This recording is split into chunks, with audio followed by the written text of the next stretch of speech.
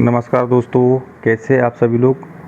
और आज हम आपको बताएंगे एक ऐसी ट्रिक, वो ट्रिक बताएंगे कि जिसकी वजह से जो प्याज होते हैं, आपने देखा होगा कि मार्केट में भी देखा होगा कि कहीं कुछ छोटे प्याज होते हैं, कुछ बड़े प्याज होते हैं। तो मैं आज आप लोगों को एक ऐसी ट्रिक बताऊंगा, वही ट्रिक मैंने भी और हमारे घर पे वही ट्रिक हम लोग अपनाते हैं, जिसकी वजह से क्या होता है कि वो जो प्याज है ना, बहुत बड़े बड़े हो जाते हैं। आप देख रहे होंगे प्याज अभी छोटा है, बाकी वही ट्रिक इसमें हम लोग अभी लगाएंगे। तो वो ट्रिक लगाने के बाद में क्या होता है कि वो प्याज जो साइज होता है प्याज का, बहुत बड़ा प्याज हो जाता है। नहीं तो क्या होता है कि छोटे प्याज रह जाते हैं, और छोटे प्याज होते तो छोटे प्याज। वो ट्रिक मैं आपको बता रहा हूँ।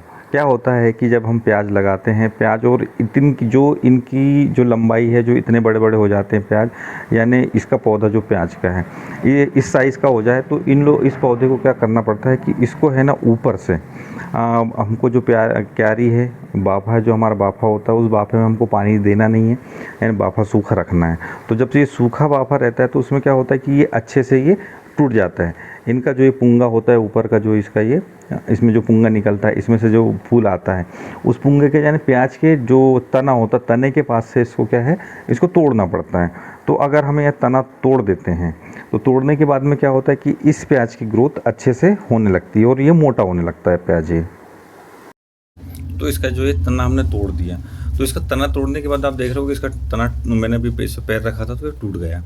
तो ये तना तोड़ने के बाद में क्या होता है कि इस तने को टूटने के बाद में कि इसमें जो प्याज का जो साइज़ है, तो साइज़ क्या है इसका, ऑटोमेटिक ये बड़ा हो जाता है। अगर अब इसको हमने क्या, जो क्यारी है हमारी, जो क्यारी में हमने पानी नहीं दिया है, वो सूखी क्यारी है पूरी। अब ये सूखी क्यारी रहे तो इस सूखी क्यारी में क्या, सूखे जो जगह होती है, अगर सूखी जगह में हम इसको खूंदेंगे तो उसके बाद में ये अच्छे से टूटते हैं ये। तो अब देखिए, अब क्या करना है आप लोगों को भी कि इस साइज़ का इसका पौधा होना चाहिए। इस साइज़ का अगर आपका प्याज हो जाता है, तो इस साइज़ का यानी इतना बड़ा होने के बाद में इसको आराम से इसको ये ऐसे ही इसको सारे जितने भी प्याज होते हैं सबको ऐसे ही खून देना है। तो खूनने के बाद में क्या होगा कि अब इसको खूंदेंगे, खूनने के बाद में कुछ दिनों बाद में, 4-5-6 दिन के बाद में इसमें हम पानी दे देंगे। और जैसे ही फिर हमने इसमें पानी दिया, तो जो हमने जहाँ से इसको खूंदा था, जहाँ से इसका जो तना टूटा था, तो जो तना टूटा था उस तने के पास से फिर से ये दोबारा फिर ये प्याज फिर से उग जाता है। तो जैसे ही ये प्याज उगेगा तो जैसे ही उसमें ग्रोथ होगी, पत्तियाँ जैसे ही उसमें फिर से दोबारा पत्ती आएगी, तो जो पत्तियाँ आती है तो उसी पत्तियों के साथ साथ में क्या होता है, प्याज का भी आकार बड़ा होता है। तो इस ट्रिक का और जो इसी तरीके से अगर हम प्याज को खूंदेंगे और यही तरीका अपनाएंगे सारे प्याज़ों में, तो क्या होता है कि प्याज का साइज़ बड़ा हो जाता है। आपने मार्केट में देखा होगा कि कुछ प्याज छोटे होते हैं, कुछ बड़े होते हैं। तो जो बड़े प्याज होते हैं, तो और अगर हम खूंदते नहीं हैं तो उसमें यही होता है कि एक छोटा हो जाएगा, एक बड़ा हो जाएगा।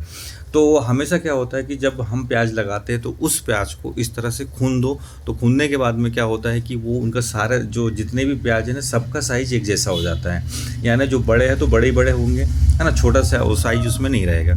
तो हमने क्या, ये है कि हमारी जो बाड़ी है, बाड़ी में 4-5 क्यारी, 4-5 बाफे हमने प्याज के लगा रखे थे, थोड़ी सी मेथी भी लगा रखी है। तो आप देख रहे हो कि वहाँ तक के यानी जो हमारे बाफे थे, सारे बाफे में जितने भी बाफे हमने, सारे बाफे के जो प्याज हैं इनको खून दिए अच्छे से। अब खून दिए तो अब इसमें अब 4-5 दिन इनको रहने देंगे। 4-5 दिन ये उसके थोड़े ये ऊपर के जो सूख जाएंगे, जो अभी जो हरे जो प्याज थे ना, ये सूख जाएंगे, जो इनकी पत्तियाँ सूख जाएगी। तो हम इसके बाद में इसमें क्या, जैसे ही पानी देंगे ना, तो इसमें क्या दूसरे जो पत्ती है इसमें आ जाएगी इस प्याज के अंदर। अब उसके बाद में हमने क्या, थोड़ी सी मक्का, यहाँ पे मक्का भी लगा रखी है। तो आप देख रहे हो कुछ मक्का छोटी है इस बार, पता नहीं क्यों, तो हमारे यहाँ की ये मक्का छोटी हो गई, बड़ी हुई नहीं। अब ये कुछ मक्का इधर जो है कुछ बड़ी हुई है मक्का ये, तो इसमें भुट्टे भी आ गए, छाउल आ गई है, बढ़िया से निसा गए। तो हमारे जो मक्का है निसा गई है यहाँ की, और इसमें छाउल भी आ गई है। बाकी क्या है कि गिलहरी बहुत परेशान कर रही है मुझे। हमें तो नहीं लग रहा कि इस बार कि हम भुट्टे खा पाएंगे, क्योंकि जो गिलहरिया पूरी जो उस साइड जो आप देखे थे आपने भुट्टे, वो उसमें जो भुट्टे लगे थे, भुट्टे गिलहरी ने खा गई। और देख लो ये अपना जो चौलाई की भाजी भी फूल गई है पूरी अच्छी से। तो अब ये इसकी भी बीज यहीं पे झड़ जाएगी, बीज ये सूख के, तो उसका फिर चौलाई की भाजी बहुत सारी हो जाती है। वैसे भी हमारे क्या गर्मी के मौसम में क्या यहाँ पे चौलाई की भाजी बहुत होती है। आप देख रहे होंगे कि ये भुट्टा ये हमें निसा गया है बढ़िया। अब इसमें आप देखिए छोटा भुट्टा है, अभी भरेगा, बाकी गिलहरी तो खा लेती है, हमारे यहाँ की गिलहरी पूरी खा जाएगी इस बार भी। अब ये भी भुट्टा छोटा है। और ये भी निसा गया है, मक्का अच्छे से निसा गई, ये भी भुट्टा छोटा है थोड़ा सा। तो अब देखते हैं कि कब तक के अब ये गिलहरी रहने देती कि नहीं हमारे लिए, या खा जाती है। दोस्तों ये ब्लॉग मेरा कैसा लगा आपको, तो मुझे लाइक शेयर कमेंट ज़रूर करें। थैंक यू, धन्यवाद।